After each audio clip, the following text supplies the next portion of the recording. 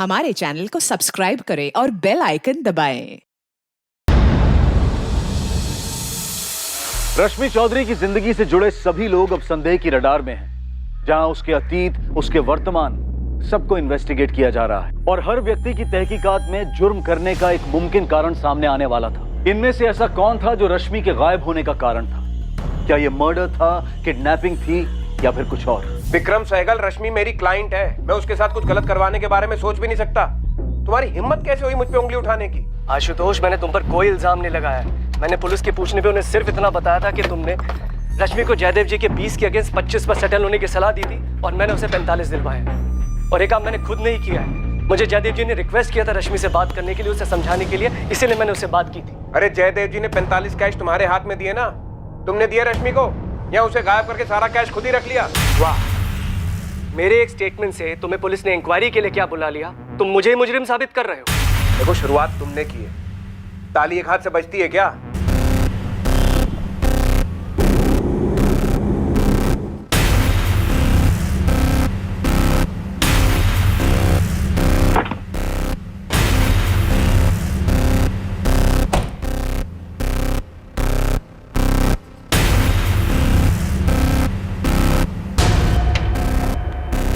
निखिल, मुझे तुमसे बात करनी है।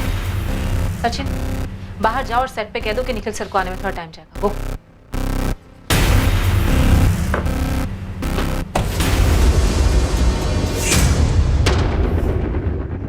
लखनऊ पुलिस से मुझे कॉल आया था। लखनऊ पुलिस ने तुमको फोन क्यों किया?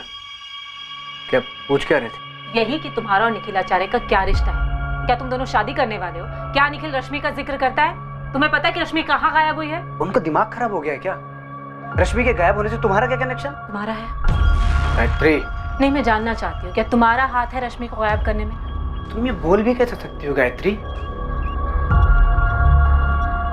तुम मुझसे प्यार करती हो ना? निखिल, प्यार अपनी जगह पे है, पर इन सब में मेरा नाम आया। जानते हो इसका मतलब क्या है?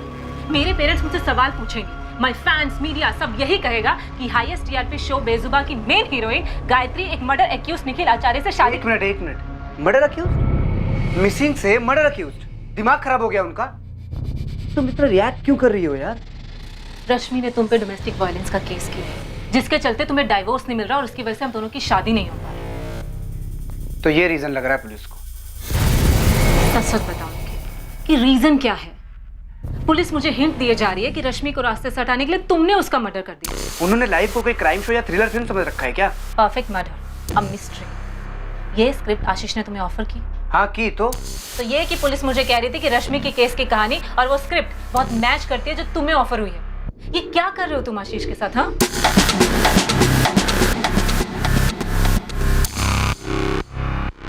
निखिल, पुलिस ने मेरी परफेक्ट मर्डर मिस्ट्री वाली स्क्रिप्ट मेल करने को कहा है।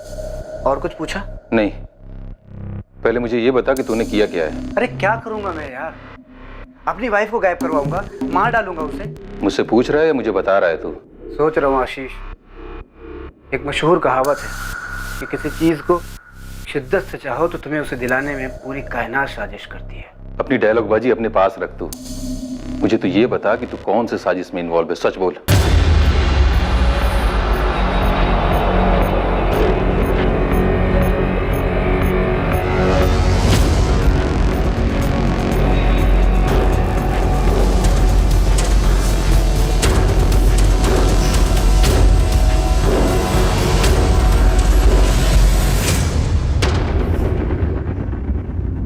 राकेश, तुम्हारे पास कोई पक्का सबूत है जो साबित कर सके कि एक्स कॉर्पोरेटर लक्ष्मण व्यास का हाथ हो सकता है रश्मि चौधरी मिसिंग केस में? सर, कोई पक्का सबूत तो नहीं, पर रश्मि ने अपने बॉस विक्रम को एक ईमेल भेजा था जिसमें उसने लिखा था कि वो किसी बड़े ऑपरेशन पर है। और सर, लक्ष्मण व्यास काफी बड़ा है। हम दोनों को मुसीबत में डाल सके जितना बड़ा है। सर, हम उस पर कोई उंगली तो नहीं उठा रहे। हम सिर्फ इतना जानना चाह रहे हैं कि एनजीओ के उन पेन ड्राइव में ऐसा क्या जिन्हें हासिल करने के लिए उसने अपने आदमियों से उनकी चोरी करवाई। एनजीओ के सारे पेन ड्राइव्स सिर्फ रश्मि के तो नहीं थे।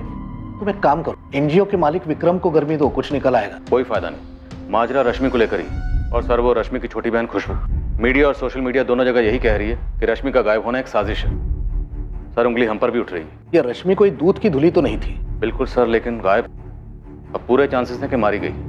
हमें लक्ष्मण को ऐसे पूछताछ के लिए लेना है मानो इनफॉर्मल सी बात हो रही हो। एकदम आराम से राकेश। और तुम डायरेक्टली कुछ मत करना, मैं बात करता हूँ लक्ष्मण से। तुम बाकी संदिग्धों पर जोर लगाओ।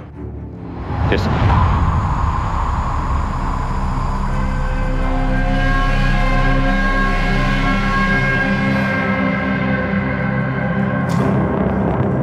आंचल, मैं आज ऑफ ले रही हूँ। थोड़ी तबीयत खराब है और मैं बहुत ज़्यादा परेशान हूँ। सॉरी।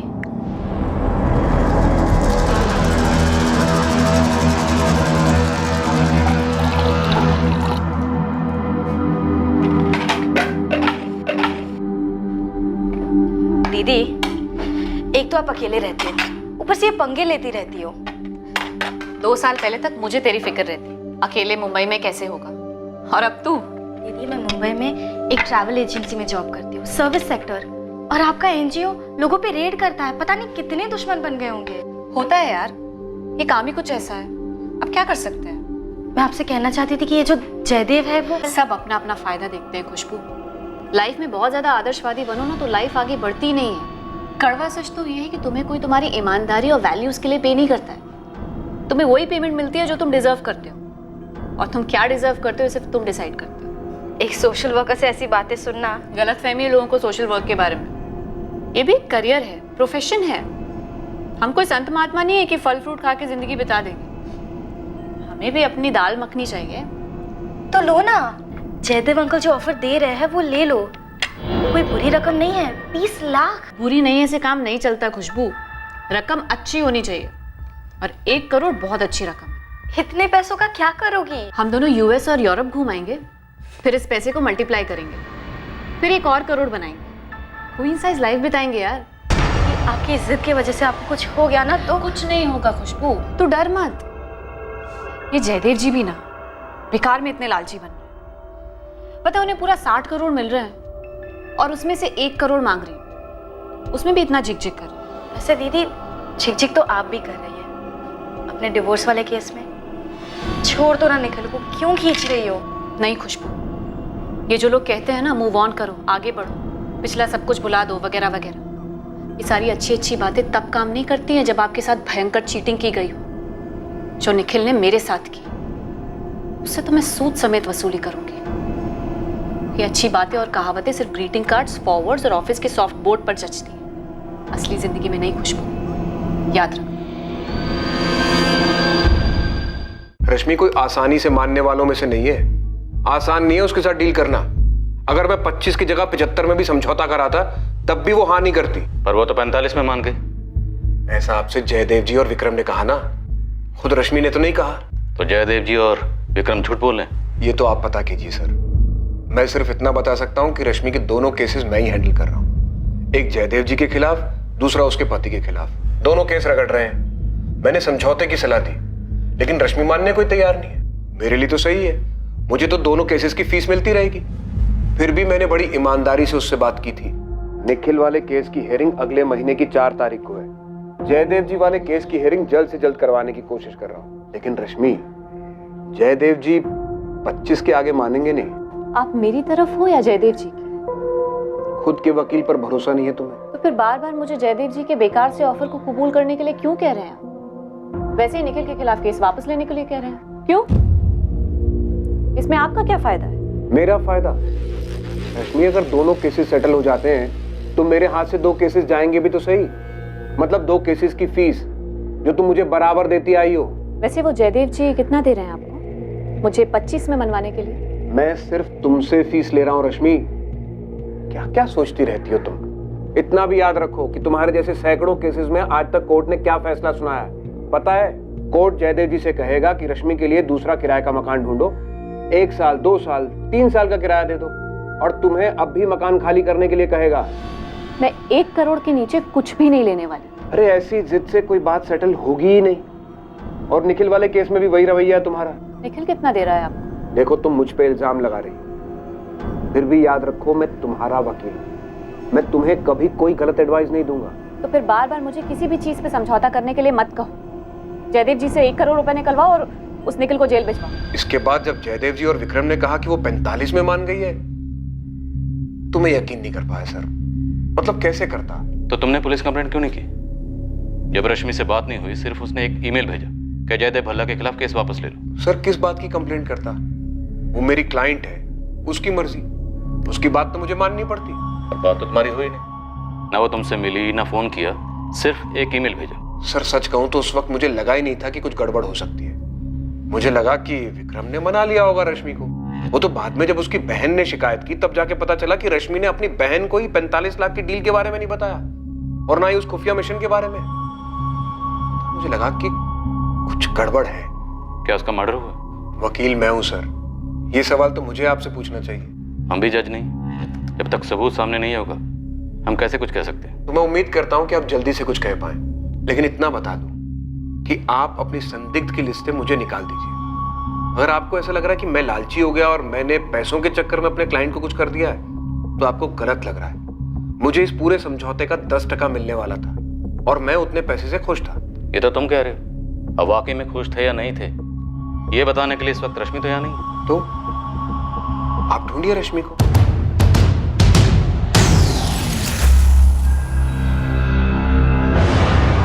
ये आशुतोष राय बहुत ही छोटे लेवल का वकील है। छोटे मोटे क्रिमिनल के बेल केसेस, ट्रैफिक वाले केसेस, ऐसे ही केसेस आते हैं इसके पास। छोटा सा ऑफिस है, वो भी किराए का, खुद का ऑफिस भी नहीं है उसके पास। लेकिन बड़े बड़े अरमान है इस वकील के। पिछले 10 साल से है मैदान में, बड़े बड़े क्रिमिनल केसेस लेना चाहता है लेकिन कोई उसे केस देता ही नहीं है। तो रश्मि को इस वकील में ऐसा क्या दिखा?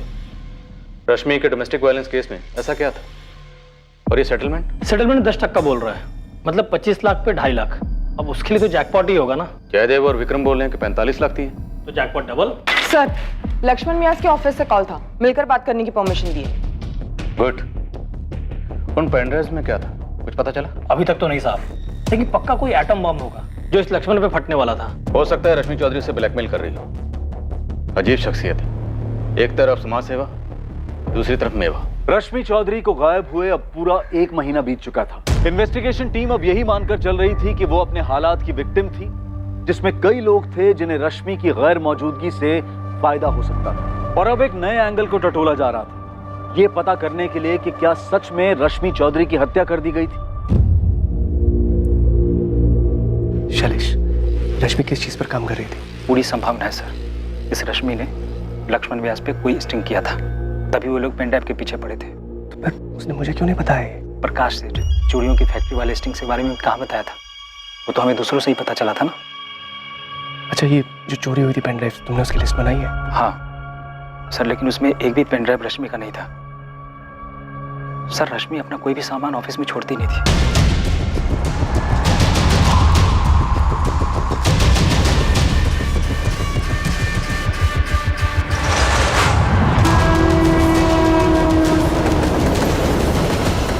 सर, मैंने पूरी स्क्रिप्ट पढ़ी है, the perfect murder, a mystery.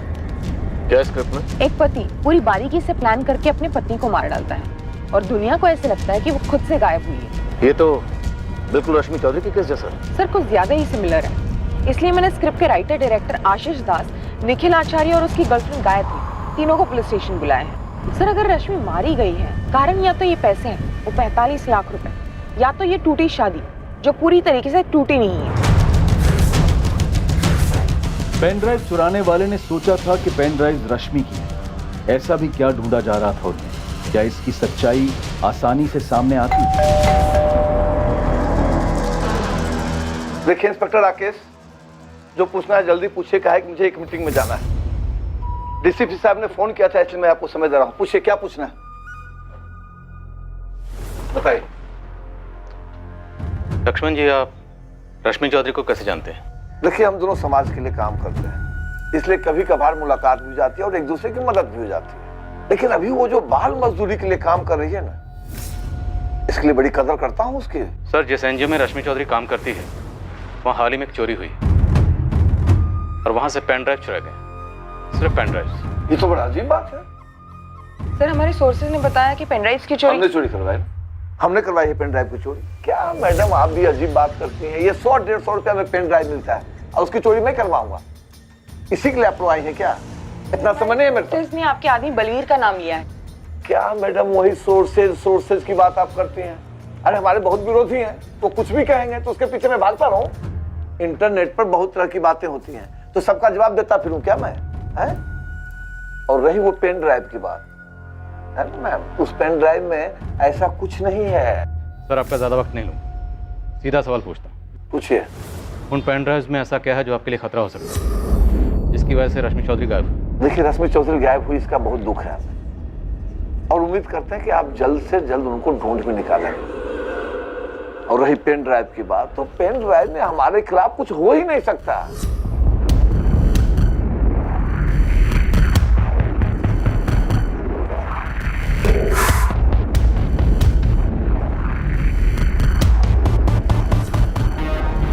Office से इतना ही मिला था। लेकिन ये सबसे बेकार है, इसमें तो कुछ है ही नहीं। भाई जी शायद ये भी तो हो सकता है कि रश्मि के पास कुछ था ही नहीं, वो तुक्का लगा रही थी। वो तुक्का नहीं भिड़ा रही। तो अब कहाँ ढूंढे? ऐसी कौन सी जगह बाकी रह गई है? ऐसा भी तो सकता है वो पेन ड्राइव अपने साथ ले गई हो। तो अपने साथ ले गई होगी, हमें किस बात का डर है? और भाई जी आप खामा टेंशन ले रहे हैं, कुछ नहीं होगा। अब हमें कुछ करने की जरूरत ही नहीं होगी। चलिए, मुझे और कुछ नहीं कहना। मैं उम्मीद करता हूं कि आप जल्द से जल्द रश्मि चौधरी को ढूंढ निकालें, कि रोज न्यूज़पेपर के हेडलाइन में छपा रहता है कि रश्मि चौधरी कहाँ गायब हो गई, क्या हो गया उसे। और मैं समझता हूं इसका बहुत ज्यादा दबाव होगा आप पे, समझता हूं मैं। खैर, जाइए ढूंढिए उसको। हाँ, नमस्कार।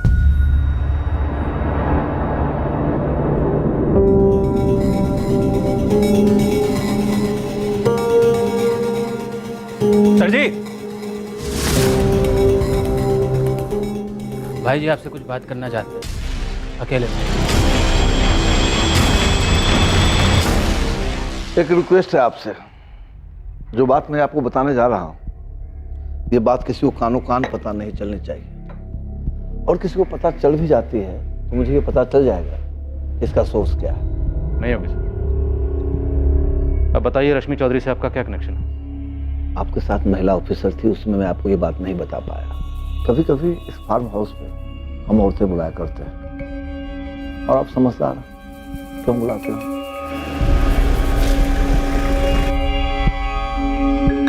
और इसके बदले में उनको अच्छी खासी रकम भी देता हूँ, वो भी कैश में, ताकि वो मुंह न खोलें। रश्मि चौधरी भी? पता नहीं रश्मि चौधरी क्या खेल खेल रही थी। वह यूं यहाँ लाई गई किसी एक औरत ने पूरा पेमेंट लेने के बाद भी हमको धोखा दिया।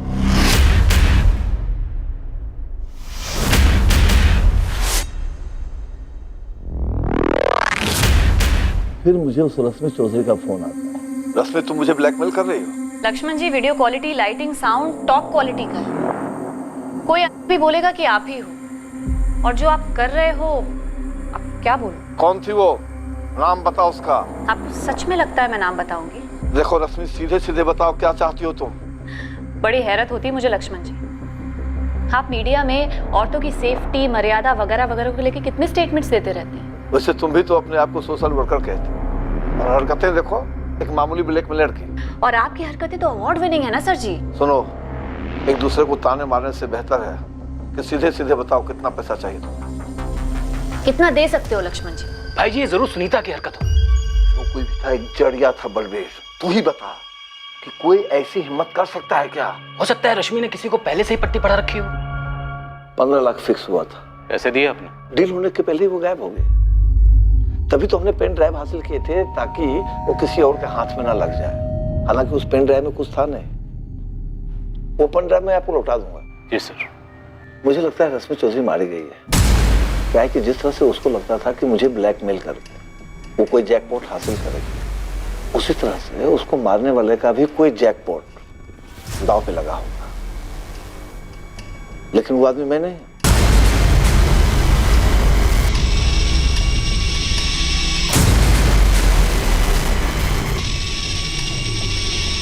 डीसीपी साहब, हमने सारी बात आपके इंस्पेक्टर को साफ साफ बता दिया। इसके बाद इस केस में हमारा नाम आना ही नहीं चाहिए। सर, इतना सब कुछ साफ साफ बोल रहा है, मतलब सच ही बोल रहा होगा। हर संदिग्ध यही कहता है कि वो सच बोल रहा है।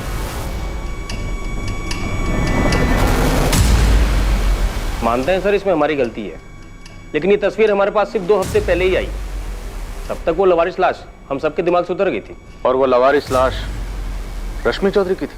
जी सर, लेकिन अंश हमने बचा के रखे ताकि डीएनए टेस्टिंग में काम आ सके। तो मैं रश्मि चौधरी की बॉडी 22 जुलाई को मिल गई थी, जबकि उसकी मिसिंग कंप्लेंट 29 जुलाई को फाइल की गई।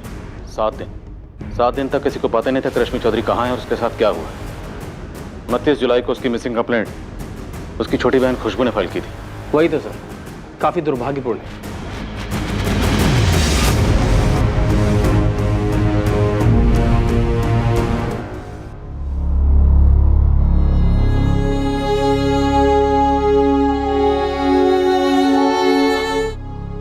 हमें ऐसे ही लग रहा है कि रश्मि का मर्डर यहाँ किया गया और बाद में उसकी बॉडी को पटना के जंगल में फेंका गया, और वो मकान मालिक जयदेव को चिट्ठी और आशुतोष और विक्रम को ईमेल्स सब फर्जी थे। किसी और ने तुम्हारी दीदी के अकाउंट से वो मेल्स भेजे होंगे और आप लोगों को इसकी भनक तक नहीं लगी। सॉरी खुशबू, हमारे कोऑर्डिनेशन में कमी रही। किसने मारा मेरी दीदी को? वो अभी पता नहीं चला है और हम कातिल को जल्दी ढूंढ लेंगे। मैं बार बार कहती रही कि मेरी दीदी की जान खतरे में हो सकती है, लेकिन खुशबू मैं मानता हूं हमारी गलती थी और हम शर्मिंदा हैं, लेकिन जिस दिन तुम हमारे पास अपनी दीदी की मिसिंग कंप्लेंट लिखवाने आई थी, तुम्हारी दीदी रश्मि का मर्डर उससे पहले हो चुका था। इतने दिनों से मैं इस ख्याल को आने से रोकती रही, फिर भी आ ही जाता था कि कहीं दीदी के साथ कुछ गलत तो नहीं हुआ होगा, और अब पता चला है कि ऐसा वाकई में हुआ था। सिर्फ संदिग्धों की लिस्ट से काम नहीं चलेगा, मुझे अरेस्ट चाहिए। सर इतना तो पक्का है, जो भी है रश्मि से जुड़ा हुआ है कोई, और मोटिव भी पर्सनल से जुड़ा हुआ है। तो जल्दी से जल्दी अरेस्ट करो कातिल को। मैंने सारे स्टेटमेंट्स पढ़े हैं, निखिल आचार्य का नाम है इसमें। जो सर ये अभी भी हमारे राडार में है। एक्टर वैक्टर है क्या? जी सर। इसमें किसी द परफेक्ट मर्डर मिस्ट्री नाम की स्क्रिप्ट का जिक्र है। सर ये फिल्म निखिल को ऑफर हुई थी। कोई टेक्निकल सबूत है जो इस मर्डर से निखिल को जोड़ता हो? सर ऐसा कोई टेक्निकल सबूत तो नहीं है हमारे पास जो उसे मर्डर से जोड़ता हो। फिर भी उठाओ उसे, मुझे लगता है उसी का हाथ होगा। एक क्राइम शो या मूवी देखी होगी या काम किया होगा और सोचा होगा फिल्मों में हो सकता है तो रियल लाइफ में क्यों नहीं। सर अगर इस निखिल को तोड़ना है तो उसके साथ गेम खेलना होगा। तो खेलते हैं, तो बुलवाते हैं उसी से सब कुछ। क्या रश्मि चौधरी का कत्ल वाकई में उतना परफेक्टली प्लान था जितना नजर आ रहा था? अगर निखिल का हाथ था तो उसका पता करने के लिए निखिल के इर्द गिर्द के लोगों को टटोला गया, उन्हें उकसाया गया। देखिए मैम, आप मुझे डरा रही हैं। परफेक्ट मर्डर और मिस्ट्री की कहानी और निखिल की कहानी कुछ ज्यादा ही सिमिलर है। देखिए मैम, मुझे नहीं लगता कि निखिल मुझसे शादी करने के लिए अपनी एक्स वाइफ का मर्डर करेगा। एक्स नहीं, सेपरेटेड। Yes, separated wife. वो तो तुम कहोगी ही, लेकिन उसके सारे इरादे और प्लानिंग स्क्रिप्ट में। उसने स्क्रिप्ट पढ़ी और अपने प्लान को अंजाम दिया। देखिए आप जिस स्क्रिप्ट की बात कर रही हैं वो तो मैंने पढ़ी भी नहीं है। ऐसा कैसे मुमकिन है कि तुम्हारी स्क्रिप्ट का हीरो दरअसल विलन कहना चाहिए? नहीं, विलन ऐसे प्लानिंग करता है कि दुनिया को लगे कि उसकी बीवी उससे कहीं भाग गई। फिक्शन है सर, टोटल काल्पनिक। और इस फिक्शन के लिए तुमने चुना भी तो किसे? निखिल आचार्य को, जिसकी खुद की जिंदगी इस कहानी का आईना है। सर प्योर कोइंसिडेंस, महज इत्तेफाक है। और क्या हो सकता है मुझे बिल्कुल आइडिया नहीं, सच बता रहा हूँ। हमारी स्क्रिप्ट में तो वाइफ की लाश नहीं मिलती, पर रियल लाइफ में मिल जाती है। सर आप ये सोच रहे हैं कि निखिल ने मेरी स्क्रिप्ट पढ़ के अपनी वाइफ का मर्डर प्लान किया? इस प्लानिंग में तुम भी शामिल हो सकते। सर सच तो ये है कि ये मेरी ओरिजिनल स्क्रिप्ट है ही नहीं। एक हॉलीवुड फिल्म की कहानी मैंने कॉपी किया है। और दूसरी बात ये सर कि जब मैंने स्टोरी निखिल को बताई तो मुझे पता ही नहीं था, बिल्कुल नहीं आइडिया था कि उसकी पर्सनल लाइफ में क्या चल रहा। सच निखिल ने तुम्हारी इस हॉलीवुड की कहानी को डॉक्यूमेंट्री फिल्म बना दी। सर आप मेरी बात का बिलीव करो, सच बता रहा हूँ, मुझे बिल्कुल आइडिया नहीं। और मुझे क्या पता था सर कि कोई मेरी स्टोरी पढ़ के अपनी वाइफ का मर्डर प्लान करेगा। अब तो गायत्री को भी तुम बेशक है। डायरेक्टर आशीष को भी लगता है कि तुमने इसकी स्क्रिप्ट चुराई ताकि तुम सच में अपनी वाइफ का मर्डर कर सको।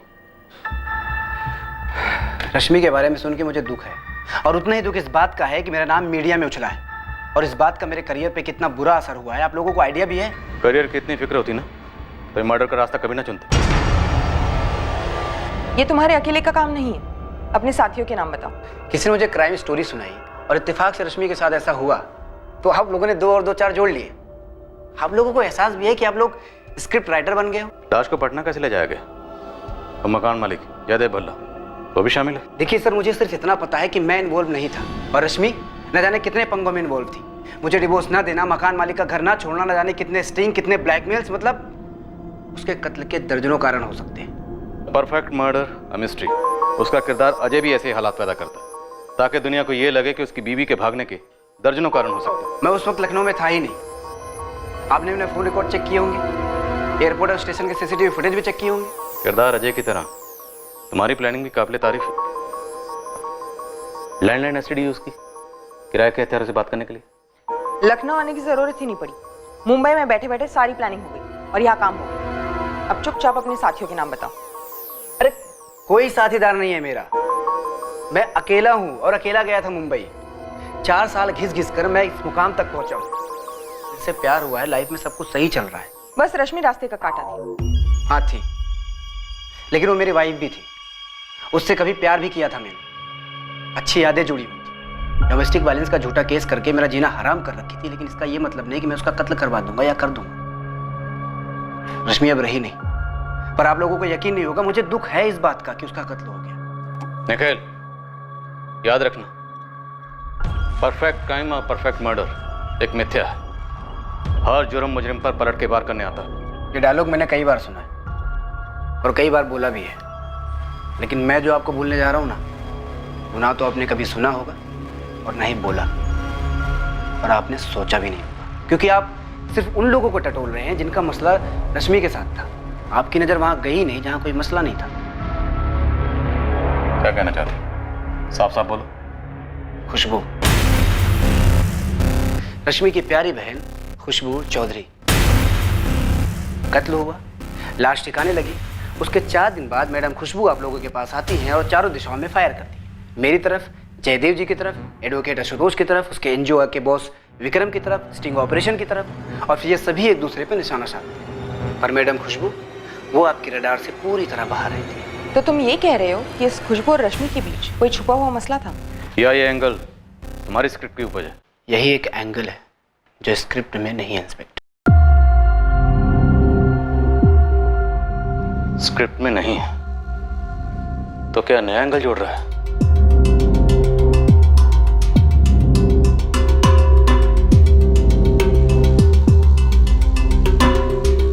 अब खुशबू को भी पुलिस स्कैनर से बख्शा नहीं गया। क्या खुशबू और रश्मि के बीच वाकई कोई मसला था जो उन दोनों के अलावा और कोई नहीं जानता था? खुशबू ने जब अपनी बहन की खोज शुरू की थी, पुलिस ने उस समय के उसके पदचिन्ह नापना शुरू कर दिए। अब पुलिस खोज रही थी वो मिसिंग कड़ी जो शायद खुशबू को इस जुर्म से जोड़ने वाली थी। ये नई खोज पुलिस को दोबारा से एनजीओ के मालिक विक्रम सहगल से रश्मि के वकील आशुतोष राय तक ले गई, और घूम फिरकर पुलिस फिर से मकान मालिक जयदेव भल्ला तक पहुंची। शक की सुई घूमती जा रही थी, रुकने का नाम नहीं ले रही थी, और कातिल का नाम सामने नहीं आ रहा था। इतने सारे संदिग्ध, कुछ बड़े जाहिर से मकसद, लेकिन फिर भी इस मर्डर केस के मुजरिम की कोई खबर नहीं। क्या यह वाकई में एक परफेक्ट मर्डर था? इस जुर्म को अंजाम देने वाला दिमाग इस जुर्म को सुलझाने वाले दिमागों को मात दे गया था, और यह केस अनसुलझा रह गया। उन कई केसेस की तरह जहां काफी बारीकी की तहकीकात और पूछताछ के बावजूद मुजरिम हाथ नहीं लगता, लेकिन कोई जुर्म ऐसा नहीं है जो परफेक्ट मर्डर होता है।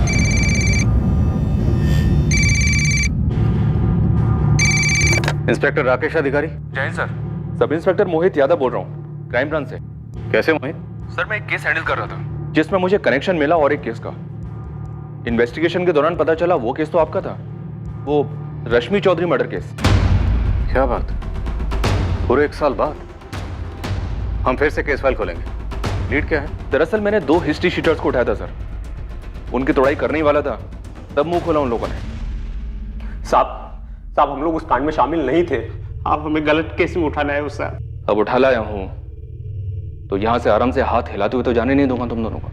बताओ, ऐसा कौन सा कांड किया तुम दोनों ने जो अभी तक हमारी रडार में नहीं आया? हम सच बोल रहे हैं, हमने कोई कांड नहीं किया था। हम लोग तो खुद का कुछ कानूनी शुरू करने के चक्कर में हैं। राजू, मयंक, तुम दोनों सच बोलोगे तो रात को सोने को मिलेगा, सुबह उठोगे दुनिया बुरी नहीं लगेगी, और अगर झूठ बोलोगे तो तुम दोनों अच्छी तरह से जानते हो कि यहाँ पे क्या होगा। सर वो 1 साल पहले एक काम मिला था। मर्डर? अरे नहीं साहब, एक मकान से सामान खाली करवाना था। तो मतलब ये कानूनी काम शुरू करने वाले थे तुम दोनों, मूवर्स और पैकर्स? हाँ नहीं साहब, सच में हम लोगों ने काम किया था, उसके तगड़े पैसे भी मिले थे हम लोगों को। कहाँ किया था? गिरधर नगर में साहब, मकान नंबर 12। मकान किसका था, डिटेल दो। हमें पता नहीं है साहब, हमें तो पैसे मिले और हमने काम कर दिया।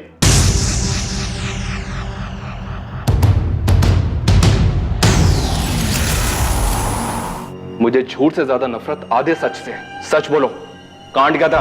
अब यही सच है, हम लोगों को नहीं पता कांड क्या था। साहब हम लोग जो अंदर गए तो मकान खाली था, हमने सामान लिया और गाड़ी में रखा और चल दिए। मकान की चाबी और पैसा किसने दिया तुम्हें? उन लोगों ने रश्मि चौधरी का घर 19 जुलाई की रात 20 जुलाई की सुबह खाली किया था और 20 की सुबह को ही मकान मालिक जयदेव भल्ला को रश्मि की चिट्ठी और लिफाफे में मकान की चाबी मिली और अंदर से मकान पूरा साफ। तो मोहित, इस राजू और मयंक को यह काम सौंपा किसने था?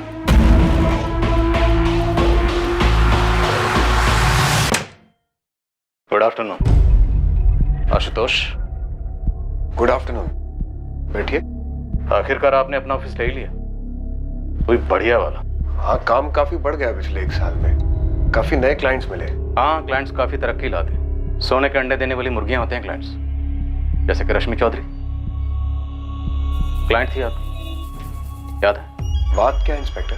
बात 45 लाख के वकील साहब, वही 45 लाख जो जयदेव भल्ला ने वाकई विक्रम को दी और विक्रम ने तुम्हारी क्लाइंट रश्मि को दी और रश्मि के कातिल ने रश्मि का कत्ल किया और 45 लाख खुद रख ली।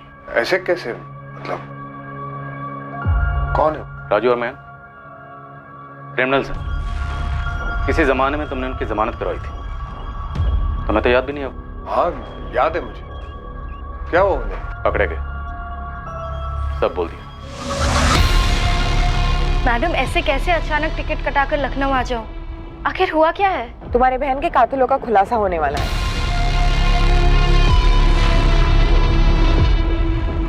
इससे पहले कि पुलिस आशुतोष राय को उठाने पहुंचती, उन्होंने उस कनेक्शन और उस चाबी को उठा लिया था जो आशुतोष को केस के साथ साफ साफ जोड़ रही थी। लेकिन क्या आशुतोष ने ही मर्डर किया था या माजरा कुछ और ही था जो इस केस की अनसुलझी कड़ी थी? इंस्पेक्टर साहब, सर कुछ तो बोलेगी भी आप? बोला तो आपका जयदेव जी, लिफाफे के अंदर जो चाबी थी, चिट्ठी थी, उनके बारे में। बैठे आराम से, नाश्ता पानी करिए, तब तक हम बाकी कड़ियां लेकर आ रहे हैं। आप कहानी पूरी करें।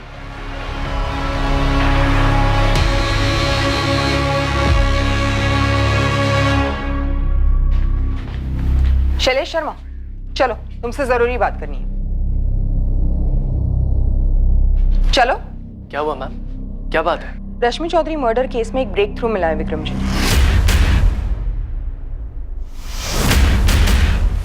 चाबी किसने दी थी? बोलो।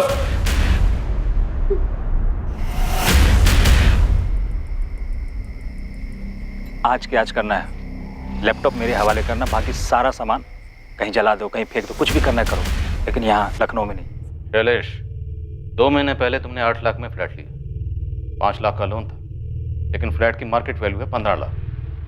बाकी के 7 लाख शायद ब्लैक दिए होंगे। शैलेश, मयंक और राजू ने तेरे तक की कहानी बता दी, अब तुझे आगे की कहानी बतानी। तू शुरू हो जा वरना हम शुरू हो जाएंगे। मुझे 10 लाख मिले थे और राजू और मयंक को 50-50 हजार मिले थे। तुझे 10 लाख, उनको 50-50 हजार, 11 लाख, बाकी के 34 लाख। 34 लाख किस किस में बटे? सर कौन कौन शामिल थे मुझे नहीं पता, पर मुझे पैसे वकील आशुतोष राय ने दिए थे। हमने इस केस की सारी कड़ियां जोड़ी सिवाय से एक कड़ी की, शैलेश शर्मा, जो रश्मि चौधरी के ऑफिस में काम करता था। उसे भी रडार में लाते तुम तक 1 साल पहले ही पहुंच जाते। 1 साल से एक केस अनसुलझा रहा है इंस्पेक्टर। कितना जरूरी है कि वापस इस फाइल को दोबारा खोला जाए? हम बात कर सकते हैं? हाँ, जरूर बात होगी, लेकिन रश्मि चौधरी के कत्ल को लेकर। कत्ल क्यों हुआ, कैसे हुआ और कितने लोग शामिल थे? 60 लाख? 60 लाख? अरे बड़ी मुश्किल से 60 पर मान गई है। देखो, तुम दोनों जानते हो ये केस तो मैं ही जीतूंगा, सिर्फ मेरा टाइम का नुकसान हो रहा है। इस केस की वजह से मेरे मौजूदा बिल्डर की दिलचस्पी जा सकती है। कुछ तो उपाय निकालो भाई, सबकी लाइफ खराब हो रही है। देखिए जयदेव जी, मेरे साथ तो 60 के नीचे नहीं जाएगी और आपके साथ तो 1 करोड़ के नीचे नहीं आएगी। उसका बॉस है विक्रम, रश्मि उसे बहुत मानती है। आप अलग से मिलिए उसको। अपनी प्रॉब्लम समझाइए। अच्छा समझदार आदमी है, वो मना लेगा रश्मि को। इसमें आप भी ना जयदेव जी, आप भी तो समझदारी दिखाइए थोड़ा। तो प्लान यही था कि जैसे ही रश्मि को 45 लाख मिलेंगे तुम उसे मार डालोगे और सारे पैसे खुद रख लोगे। आशुतोष। हाँ इंस्पेक्टर, यही प्लान था और ऐसा ही हुआ। मैं छोटे मोटे केसेस लड़कर थक चुका था, हाथ में कुछ बचता ही नहीं था। और तुम्हें यहाँ जैकपॉट दिखा? बिल्कुल। देखिए, समझौता कितने में भी होता, मुझे तो 10% ही मिलने वाला था। वो भी रश्मि देती या नहीं, इस बात की कोई गारंटी नहीं थी। तुमने विक्रम के थ्रू डील करवाने की सलाह दी जयदेव भल्ला को, क्यों? ताकि अगर कभी कोई कुछ गड़बड़ हो तो वो भी शक के दायरे में आए। मैं अपनी तरफ से क्लीन बना रहा। मैंने विक्रम के ऑफिस से शैलेश को भी खरीद लिया। और विक्रम ने मना लिया रश्मि को? हाँ, मना लिया 45 में। ये रहे तुम्हारे 45 लाख, गिन लो। विक्रम, मेरे वकील आशुतोष से ज्यादा भरोसा करती हो तुम पे। वो तो मुझे 25 पे सेटल करने के लिए कह रहा था, लेकिन तुम्हारी वजह से कम इतने तो मिले मुझे।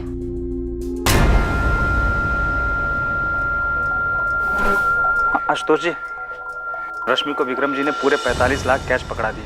और मकान खाली कब कर रही है? कह तो रही थी कि जल्दी करेगी, लेकिन मुझे नहीं लगता कि दूसरा घर मिलने के पहले ये घर खाली करेगी। गुड।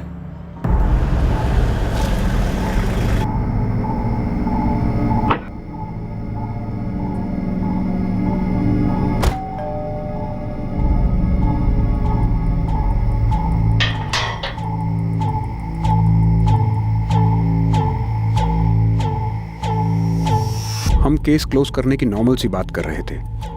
पहले रश्मि को थोड़ा शक सा हुआ कि मैं शैलेश को साथ क्यों ले आया था। मैंने बात टाल दी और मौके का इंतजार किया। उसे तो खैर भनक तक नहीं थी कि क्या होने जा रहा है। मैं लाश को पटना ले गया और पीछे से शैलेश ने मकान साफ करवाया। शैलेश ने रश्मि के लैपटॉप से उसी के ईमेल एड्रेस से वो 2 ईमेल्स भेजे, एक मुझे, एक विक्रम को।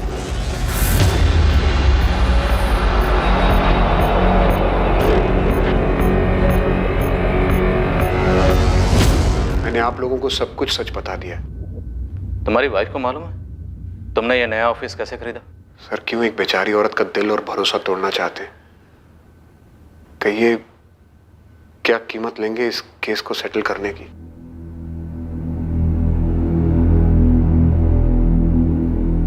काफी शातिर तरीके से प्लानिंग की थी आशुतोष ने। जब जयदेव अंकल ने कहा था कि लिफाफा छोड़ा एक चिट्ठी और चाबी के साथ, मैंने तब के तब कहा था दीदी के साथ कुछ गलत हुआ होगा। और इन लोगों ने मेरा इस्तेमाल किया, मेरा अपना एम्प्लॉय शैलेश। हाँ, ताकि शक तुम पर जाए। डील तुमने करवाई थी। सर, मुझे लगता है ये जयदेव अंकल शायद पहले से सब कुछ जानते थे। खुशबू, हम तहकीकात कर रहे हैं, लेकिन अभी तक कोई भी ऐसा एविडेंस सामने नहीं आया। अब अगर आशुतोष कोई गेम खेलता है, जयदेव भल्ला का नाम लेता भी है, तब भी सबूत की जरूरत तो पड़ेगी। विक्रम जी, मुझे नहीं लगता कि दीदी ऐसी थी। ये ऐसे पैसों के पीछे ये गलत है, ये झूठ है ताकि दीदी को विलेन दिखा सके, ये पूरा केस उलझाने के लिए। ये तो मैं भी नहीं मान सकता कि रश्मि स्टिंग ऑपरेशन लोगों को ब्लैकमेल करने के लिए किया करती, चाहे वो प्रकाश सेठ की चूड़ियों की फैक्ट्री या उस लक्ष्मण कॉर्पोरेटर वाला स्टिंग। अगर उसके हाथ में कुछ भी ठोस लगता ना तो सबसे पहले मुझे बताती। पता है, मुझे हमेशा से ये डर था कि एक ना एक दिन दीदी के साथ कुछ बुरा हो सकता है। और एक्सक्यूज मी। हाँ निखिल। खुशबू, मुझे पता चल गया कि रश्मि का असली गुनहगार कौन है। अब तो पूरी दुनिया को पता चल गया है। लेकिन जब उससे बात नहीं हो पा रही थी तो सबसे पहले तुमने मुझे फोन किया था, तो अब क्यों नहीं? Just shut up Nikhil. तुम तो चाहते थे मेरी दीदी को रास्ते से हटाना, किसी और ने हटा दिया। तुमसे ज्यादा खुश कोई और नहीं हुआ होगा। ऐसा नहीं है खुशबू, तुम अभी भी मुझे गलत समझ रही हो। तुम्हारी दीदी से मैंने कभी प्यार भी किया था, सच्चा प्यार। और एक बार दिल से किसी को चाहो ना तो उसके बारे में इतना गलत कभी नहीं सोच सकते हो, कभी नहीं।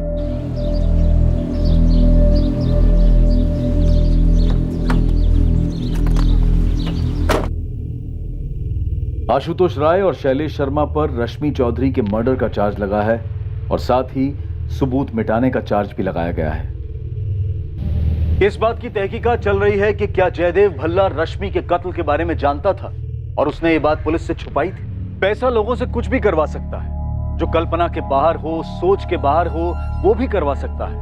और ये बात शायद सच है, लेकिन ये भी सच है कि जुर्म के जरिए हासिल किया गया धन आखिरकार मुजरिम के सुख चैन को खरीद लेता है। जुर्म की प्लानिंग के वक्त, उसे अंजाम देने के बाद, पैसा हाथ लगने के बाद मुजरिम को यह महसूस होता होगा कि उसके जीवन में एक जैकपॉट लग रहा है या लग गया है। लेकिन गलत तरीके से लगा जैकपॉट कभी ना कभी कानून को मुजरिम के दरवाजे तक पहुंचा ही देता है। ये कोई पहला केस नहीं है जहां मर्डर इन्वेस्टिगेशन काफी वक्त तक अनसुलझी रही, जिसका ब्रेक थ्रू पूरे 1 साल बाद मिला और मुजरिम रोशनी में लाए गए। कुछ केसेस में तो और भी समय लगता है, कभी 10 साल तो कभी 20 साल तो कभी उससे भी ज्यादा समय, लेकिन केस हल तो होता ही है। ऐसा क्यों होता है? कर्मा की थ्योरी, नियति का लिखा, या फिर महज एक इत्तेफाक कि मुजरिम पकड़ा ही जाता है। अब मैं अनूप सोनी आपसे विदा लेता हूं, फिर मुलाकात होगी एक और नए केस के साथ। और याद रखें, क्राइम और आपके बीच में सिर्फ इतना फर्क है कि आप कितने सतर्क हैं। सतर्क रहें, सुरक्षित रहें। जय Hind. For more updates, subscribe to our channel, click the show links and enjoy watching the videos.